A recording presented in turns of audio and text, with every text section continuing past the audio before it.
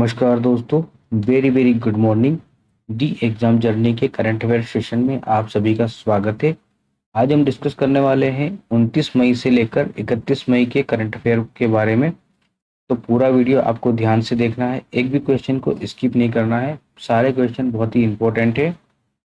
दोस्तों, ये जो करंट अफेयर सेशन है डेली मॉर्निंग में सुबह 6 बजे होता है, तो आप सभी को ये डेली मॉर्निंग में देखना चाहिए। और आप अगर इसे ना देख पाए तो भी पूरे दिन में आप कभी भी इसे देख सकते हैं। ये क्लास एकदम फ्री है और आप कितनी भी बार इसे देख सकते हैं। तो चलिए दोस्तों, आपने अगर अभी तक चैनल को सब्सक्राइब नहीं किया तो चैनल को सब्सक्राइब जरूर कर लीजिए और बेल आइकन को भी प्रेस कर दीजिए, जिससे वीडियो आके नोटिफिकेशन आपको पहले मिल जाएंगे। शुरू करते हैं आज का हमारा सेशन। बहुत ही इंपॉर्टेंट है दोस्तों, पूरा सेशन देखना है। हाल ही में नए केंद्रीय सतर्कता आयुक्त इनमें से कौन बनाए गए हैं? तो इस क्वेश्चन का सही जवाब क्या है दोस्तों? अगर आपको भी किसी क्वेश्चन का सही जवाब पता है तो आप कमेंट बॉक्स में उसका आंसर देते चलिए। इस क्वेश्चन का सही जवाब होगा प्रवीण कुमार श्रीवास्तव। ऑप्शन बी इस क्वेश्चन का बिल्कुल सही जवाब है। आइए कुछ इंपॉर्टेंट फैक्ट पर बात करते हैं। दोस्तों, जितने भी क्वेश्चन हैं इन सभी पर बनने वाले इंपॉर्टेंट फैक्ट पर भी हम बात करते चलेंगे। चलिए देख लेते हैं क्या है फैक्ट। राष्ट्रपति द्रौपदी मुर्मू ने 29 मई को सतर्कता आयुक्त प्रवीण कुमार श्रीवास्तव को केंद्रीय सतर्कता आयुक्त के पद पर शपथ दिलाई है। श्रीवास्तव केंद्रीय सतर्कता आयुक्त के रूप में सुरेश एन पटेल का कार्यकाल पूरा होने के बाद से पिछले साल दिसंबर से कार्यवाहक केंद्रीय सतर्कता आयुक्त के पद पर कार्य कर रहे थे। आयोग का नेतृत्व सीवीसी द्वारा किया जाता है और इसमें अधिकतम 2 सतर्कता आयुक्त हो सकते हैं। अब इन सतर्कता आयुक्तों की नियुक्ति कौन करते हैं? तो केंद्रीय सतर्कता आयुक्त और सतर्कता आयुक्तों की जो नियुक्ति होती है वो राष्ट्रपति द्वारा समिति की सिफारिश पर की जाती है। इन समिति में प्रधानमंत्री जो कि अध्यक्ष होते हैं, गृह मंत्री सदस्य होते हैं और लोकसभा के विपक्ष के नेता सदस्य होते हैं। ये चीज आपको ध्यान रखनी है।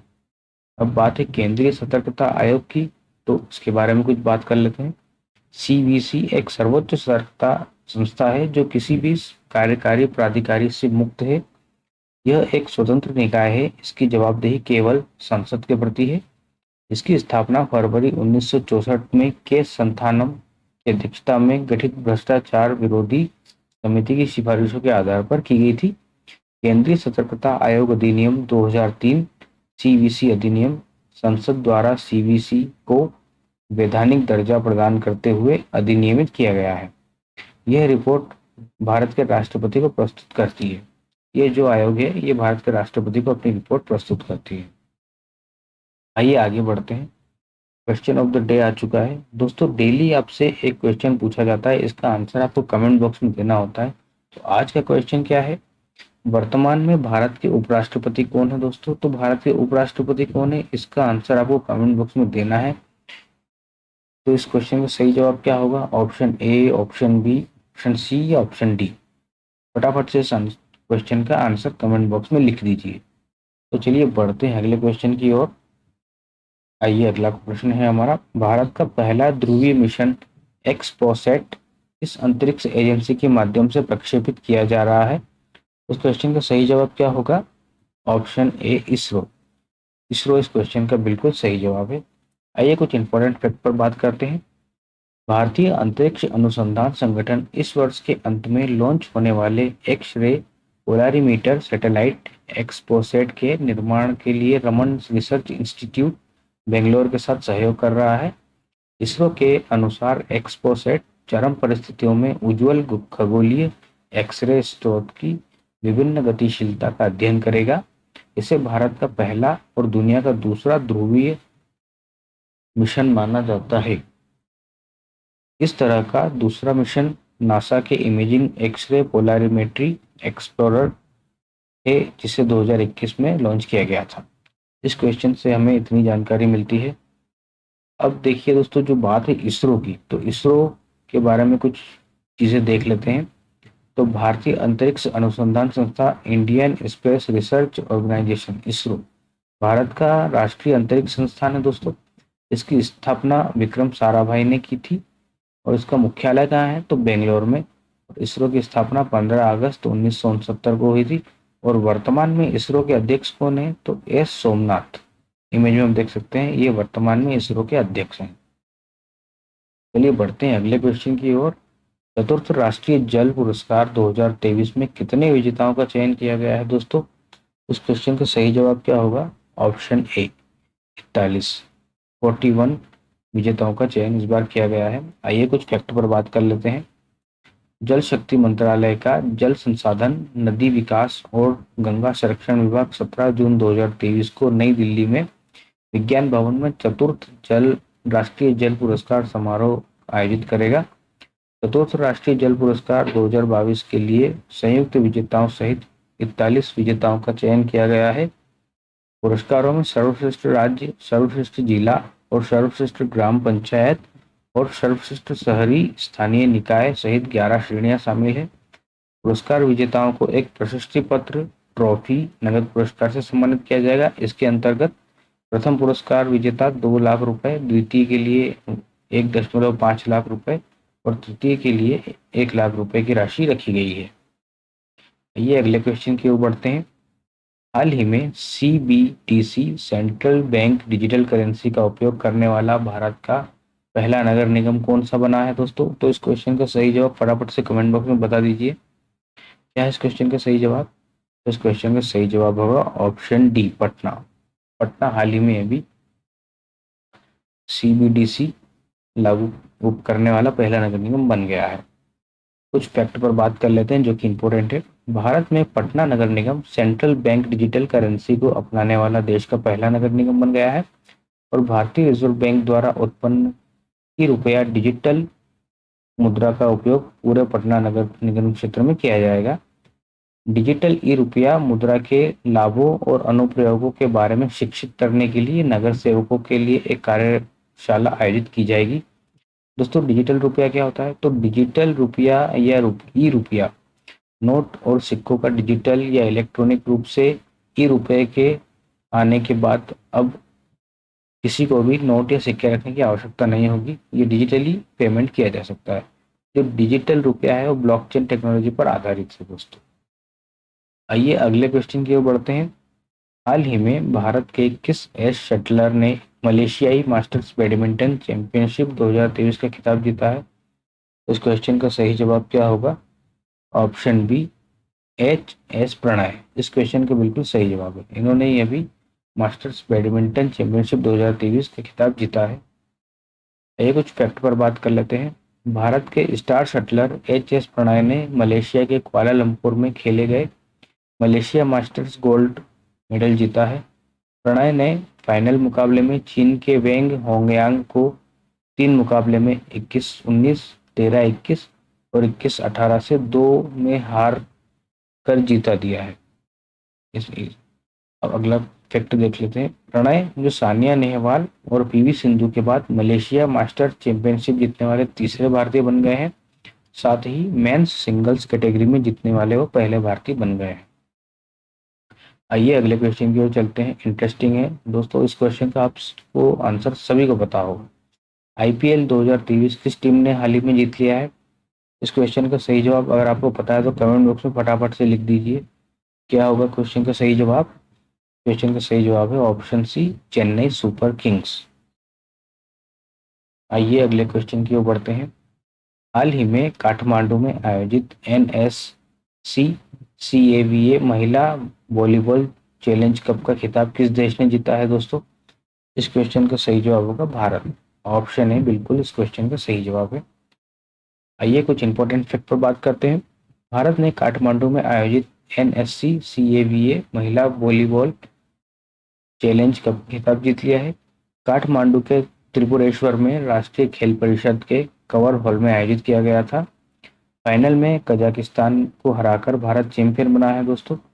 अब बात है नेपाल की। तो नेपाल जो काठमांडू है वो नेपाल की राजधानी है। अब नेपाल के बारे में कुछ बात कर लेते हैं। तो नेपाल राज्य की स्थापना शाह वंश ने की थी। यह दक्षिण एशिया का एक स्थलरूप देश है।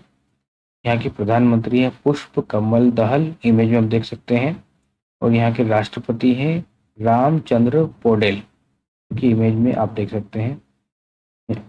और नेपाल की राजधानी है काठमांडू। नेपाल का की मुद्रा है नेपाली रुपया। इस क्वेश्चन से हमें इतनी जानकारी मिल जाती है। बढ़ते हैं अगले क्वेश्चन की ओर। हाल ही में 57वां ज्ञानपीठ पुरस्कार किस लेखक को मिला है दोस्तों? इस क्वेश्चन का सही जवाब क्या होगा? इस क्वेश्चन का सही जवाब होगा ऑप्शन बी, दामोदर मौजो। इमेज में आप देख सकते हैं इन्हें इन्हें ही अभी 57वां ज्ञानपीठ पुरस्कार मिला है। आइए कुछ महत्वपूर्ण फैक्ट पर बात करेंगे। गोवा के लेखक दामोदर मौजो को भारत के सर्वोच्च साहित्य सम्मान क्योंकि 57वें ज्ञानपीठ पुरस्कार से सम्मानित किया गया है। यह कोंकणी भाषा में एक प्रसिद्ध लघु कथाकार, उपन्यासकार, आलोचक और पटकथा लेखक है। मौजो के उपन्यास कार्मेलीन को 1983 में साहित्य अकादमी पुरस्कार मिला था। उन्होंने कोंकणी में 25 और अंग्रेजी में एक पुस्तक लिखी है। इनमें से कई का विभिन्न भाषाओं में अनुवाद किया गया है। अब ज्ञानपीठ पुरस्कार क्या है, कुछ देख लेते हैं इसके फैक्ट। महत्वपूर्ण फैक्ट है दोस्तों, यह भारतीय ज्ञानपीठ द्वारा प्रतिवर्ष प्रदान किया जाने वाला सबसे पुराना और सर्वोच्च भारतीय साहित्य पुरस्कार है। यह भारत के संविधान की 8वीं अनुसूची में सूचीबद्ध भारतीय भाषाओं के साथ साथ अंग्रेजी में लिखने वाले भारतीय लेखकों द्वारा साहित्य में उत्कृष्ट योगदान को मान्यता देता है। पहला पुरस्कार 19 नवंबर 1966 को जी शंकर कुरूप को प्रदान किया गया था। यह पुरस्कार 1961 में स्थापित किया गया था। ये मरणोपरांत नहीं दिया जाता है, जीवित व्यक्ति को यह पुरस्कार प्रदान किया जाता है। आशापूर्णा देवी 1976 में अपने उपन्यास प्रथम प्रतिश्रुत द फर्स्ट प्रॉमिस के लिए पहली महिला इसे प्राप्तकर्ता बनी थी। इस क्वेश्चन से हमें इतनी जानकारी मिल जाती है दोस्तों, आपको ध्यान रखना है। अगले प्रश्न की ओर चलते हैं। हाल ही में मोनाको ग्रैंड प्रिक्स 2023 किसने जीता है? तो इस क्वेश्चन का सही जवाब क्या होना चाहिए? इस क्वेश्चन का सही जवाब होगा मैक्स वेरस्टेपेन। ऑप्शन सी इस क्वेश्चन का सही जवाब होगा। आइए अगले क्वेश्चन पर बढ़ते हैं। संयुक्त राष्ट्र शांति सैनिकों का अंतरराष्ट्रीय दिवस कब मनाया जाता है? इस क्वेश्चन का सही जवाब क्या होगा? 29 मई। 29 मई को ही प्रतिवर्ष संयुक्त राष्ट्र शांति सैनिक का अंतरराष्ट्रीय दिवस मनाया जाता है। आइए कुछ फैक्ट पर बात करते हैं। संयुक्त राष्ट्र शांति सैनिकों का जो अंतरराष्ट्रीय दिवस है 29 मई को मनाया जाता है, हम देख चुके हैं। यह संयुक्त राष्ट्र शांति सैनिकों को योगदान और बलिदान का सम्मान करने के लिए समर्पित है। यह दिवस विश्व भर में शांति और सुरक्षा को बनाए रखने में सैनिकों के प्रयासों को मान्यता देता है। और यह जो दिवस है इसकी 2023 की 75वीं वर्षगांठ पर क्या थीम है? तो इसकी जो थीम है वह शांति मेरे साथ शुरू होती है। ये थीम आपको ध्यान रखना है। आइए अगले क्वेश्चन की ओर चलते हैं। किस राज्य में प्रधानमंत्री जन धन योजना के माध्यम से बैंकिंग सेवाओं का 100% घरेलू कवरेज हासिल किया है? इस क्वेश्चन का सही जवाब होगा ऑप्शन सी, तेलंगाना। तेलंगाना बिल्कुल सही जवाब है।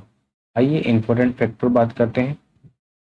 तेलंगाना राज्य ने प्रधानमंत्री जन धन योजना के माध्यम से बैंकिंग सेवाओं का 100% घरेलू कवरेज हासिल किया है। तेलंगाना में 1 करोड़ 11 लाख से अधिक जनधन बैंक धारक हैं, जिनमें कुल 3,000 करोड़ रुपए से अधिक की राशि जमा है। अब बात है तेलंगाना राज्य की। तो तेलंगाना राज्य के जो राज्यपाल है तमिलिसाई सुंदरराजन है। इमेज में आप देख सकते हैं। तेलंगाना के मुख्यमंत्री के चंद्रशेखर राव है। इमेज में आप देख सकते हैं। तेलंगाना की विधानसभा सीट है 119, राज्यसभा सीटें 7 तथा लोकसभा सीटें हैं 17। आइए अगले क्वेश्चन की ओर बढ़ते हैं। गोवा राज्य स्थापना दिवस कब मनाया जाता है? इस क्वेश्चन का सही जवाब क्या होगा? ऑप्शन सी, 30 मई को प्रतिवर्ष गोवा राज्य का स्थापना दिवस मनाया जाता है। अगले क्वेश्चन की ओर बढ़ते हैं। कर्नाटक बैंक का एमडी और सीईओ किसे नियुक्त किया है? बता दीजिए किसे नियुक्त किया गया है? इस क्वेश्चन का सही जवाब होगा श्री कृष्णन हरिहर शर्मा। इमेज में आप देख सकते हैं। इन्हें ही अभी कर्नाटक बैंक का एमडी एंड सीईओ नियुक्त किया गया है। ये अगले क्वेश्चन की ओर बढ़ते हैं। भारतीय अंतरिक्ष अनुसंधान संगठन इसरो अपने किस अगली पीढ़ी के नौवहन उपग्रह को सफलतापूर्वक लॉन्च करेगा? इस क्वेश्चन का सही जवाब क्या होगा? Option C, NVS-1। इस क्वेश्चन का बिल्कुल सही जवाब है। इसरो अभी हाल ही में अगली पीढ़ी के नौवहन उपग्रह को सफलतापूर्वक लॉन्च किया है। इसका नाम है NVS-1। अगले प्रश्न की ओर बढ़ते हैं। वाराणसी के डॉक्टर जगदीश पिल्लई ने श्री रामचरितमानस को कितने समय में गाकर गिनीज वर्ल्ड रिकॉर्ड बनाया है? इस क्वेश्चन का सही जवाब क्या होगा? ऑप्शन बी, 138 घंटे 41 मिनट और 2 सेकंड में गाकर डॉक्टर जगदीश पिल्लई ने गिनीज वर्ल्ड रिकॉर्ड अभी बनाया है, जो कि वाराणसी के निवासी हैं। आज के वीडियो को अंतिम क्वेश्चन की ओर बढ़ते हैं। हाल ही में भारत के रक्षा मंत्री राजनाथ सिंह किस देश की 3 दिवसीय आधिकारिक यात्रा पर गए हैं? तो इस क्वेश्चन का सही जवाब क्या होगा? ऑप्शन ए नाइजीरिया। हाल ही में राजनाथ सिंह जी 3 दिवस की आधिकारिक यात्रा की नाइजीरिया देश पर निकले हैं। दोस्तों आज की वीडियो को करते हैं यही एंड, और आई होप आपको वीडियो पसंद आया होगा। अगर आपको किसी भी क्वेश्चन में कोई डाउट है या आप कुछ पूछना चाहते हैं तो आप कमेंट बॉक्स में लिख दीजिए, इसका हम आंसर बिल्कुल करेंगे। और क्वेश्चन ऑफ द डे का आंसर आपको देना बहुत जरूरी है, तो आप इस क्वेश्चन का आंसर भी दीजिए।